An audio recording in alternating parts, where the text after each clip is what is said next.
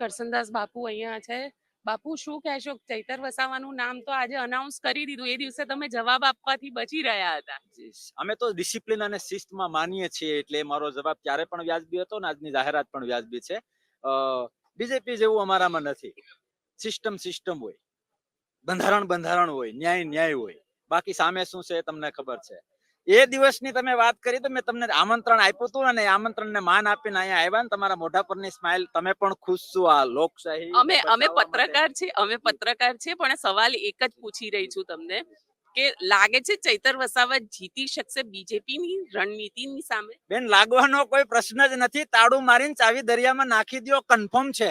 અને આ બાબતની અસર બીજી લોકસભાઓમાં પણ પડશે. લોકોની જે આખી વન વે વૈચારિકતા જે છે, જે ડર છે, જે ખોફ છે, એ બધામાં કોઈ પણ મહાભારત લઈ લ્યો, રામાયણ લઈ લ્યો, પેલા એક નાનો રાક્ષસ મરાતો હોય છે, પછી રાવણ સુધી પહોંચાતું હોય છે. આ શરૂઆત છે. અને બીજું બેન, આજે લોકો છે, આજે જનતા છે, ક્યાંય 100 રૂપિયા કોઈએ ખર્ચો નથી કર્યો, એની અંદર વેદના છે.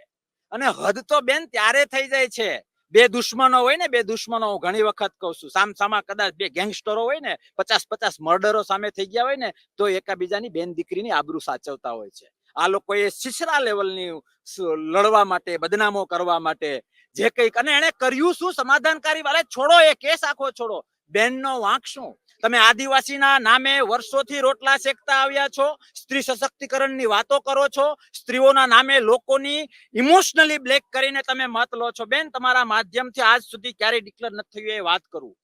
અમે મતદાનથી લોકોના હૃદયમાં છીએ, અને આ લોકો મત લૂંટીને જે કઈ કરી રહ્યા છે ને, હવે લોકો આજથી જાણતા થઈ જશે કે મતદાન શું છે અને મતની લૂંટ શું છે. મને ભરોસો છે ગુજરાત અને દેશની જનતા ઉપર કે મતની લૂંટ ઉપર ચોકડી મારશે, અને અમારા પાર્ટીના જે મતદાન વાળી બાબતને સમજીને સાચા અર્થમાં લોકશાહીના સિપાહીઓ થશે, ભરોસો છે. જી બાપુ, એવું તો નહીં થાય ને કે ચૈતર વસાવા ચૂંટણી પહેલા જ બીજેપીમાં જતા રહે?